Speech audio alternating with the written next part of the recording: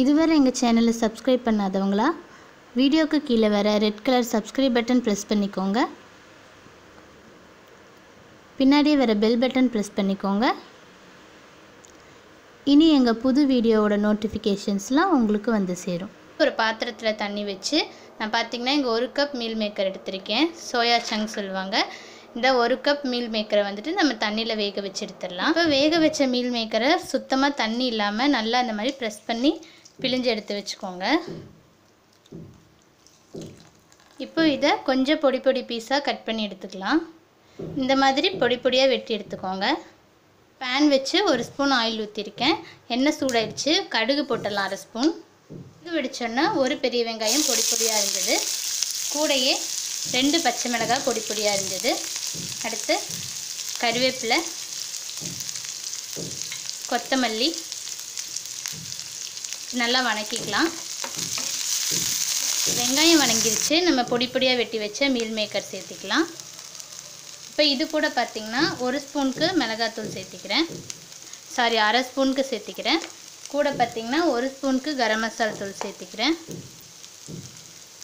இதுக்கு தேவையான அளவு உப்பு சேர்த்திக்கலாம்.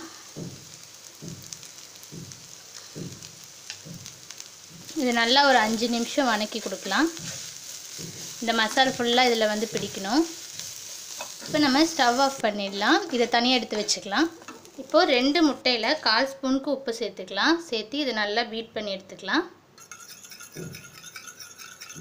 இப்போ ஒரு தோசைக்கல் வச்சாச்சு. தோசைக்கல் சூடாயிடுச்சு. நம்ம அடித்து வச்ச முட்டை இதில் ஊற்றிடலாம்.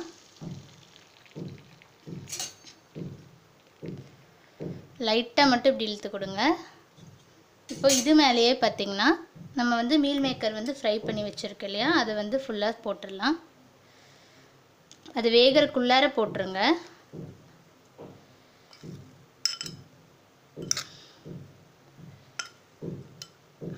இப்போ சுற்றி எண்ணெய் ஊற்றி கொடுத்துடலாம்.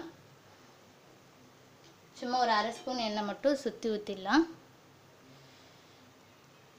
இப்போ ஒரு சைடு வந்து வேகட்டும். ஒரு 30 செகண்ட்ஸ் ஆகட்டும். ஒரு சைடு வெந்துருச்சு. நம்ம இதை அப்படியே திருப்பி போட்டுடலாம். இப்போ அந்த சைடு ஒரு 10 செகண்ட் இருந்தால் போதும். நம்ம எடுத்துடலாம். அவ்வளோதான், நம்மளோட மீல் மேக்கர் ஆம்லேட் தயாராகிடுச்சு. இப்போ செகண்ட் வந்துட்டு நம்ம மீல் மேக்கர் 65 பார்க்க போகிறோம். இப்போ செகண்ட் பார்த்திங்கன்னா மீல் மேக்கர் 65க்கு அதே மாதிரி மீல் மேக்கரை தண்ணியில் வந்து கொதிக்க வச்சுட்டு தண்ணி சுத்தமாக இல்லாமல் பிழிஞ்சு எடுத்துக்கோங்க. இதை நம்ம வந்து கட்டெல்லாம் பண்ண வேண்டாம். இப்போ இதையே ஒரு மிக்சிங் பவுலில் சேர்த்திக்கலாம். இது கூட பார்த்திங்கன்னா 2 ஸ்பூன் அளவுக்கு மிளகாத்தூள் சேர்த்திக்கலாம். நம்ம காரத்துக்கு வேறு எதுவுமே சேர்க்கல. அதனால் இது காஷ்மீரி ரெட் சில்லி பவுடர் சேர்த்திருக்கேன் 2 ஸ்பூனுக்கு. இது கூட இது ஆப்ஷனல் தான், ஃபுட் கலர். இது ஒரு 1/4 ஸ்பூன் அளவுக்கு. அடுத்து 1 ஸ்பூனுக்கு இஞ்சி பூண்டு பேஸ்ட் சேர்த்துக்கலாம். அடுத்து 2 ஸ்பூனுக்கு கார்ன்ஃப்ளவர் மாவு. அடுத்து இதுக்கு தேவையான அளவு உப்பு, ஒரு 1/2 ஸ்பூன் அளவுக்கு. அடுத்து பார்த்திங்கன்னா 1/2 லெமனோட சாறு.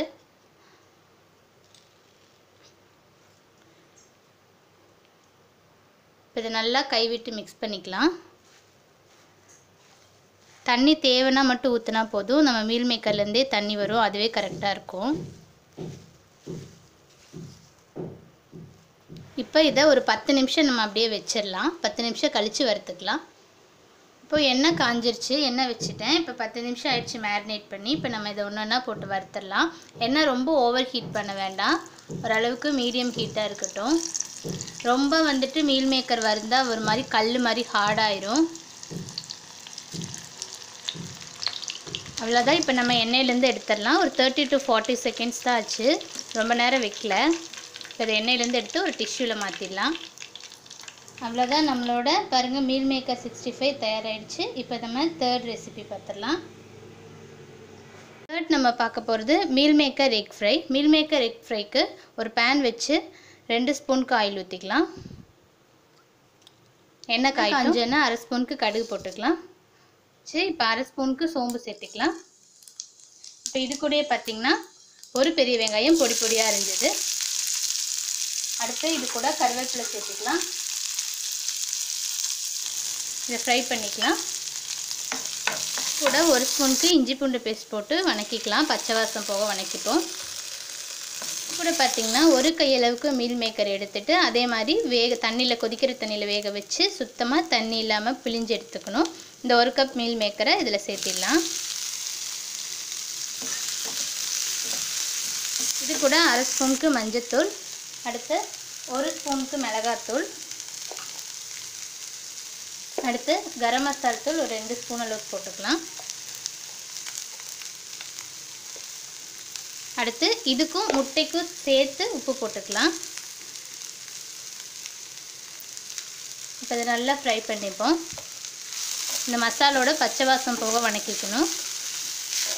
பச்சை வாசம் போக நல்லா வணக்கியாச்சு. இப்போ அடுப்பை நல்லா சிம்மில் வச்சுட்டு இந்த ஒரு முட்டையை இதில் ஊற்றிடலாம்.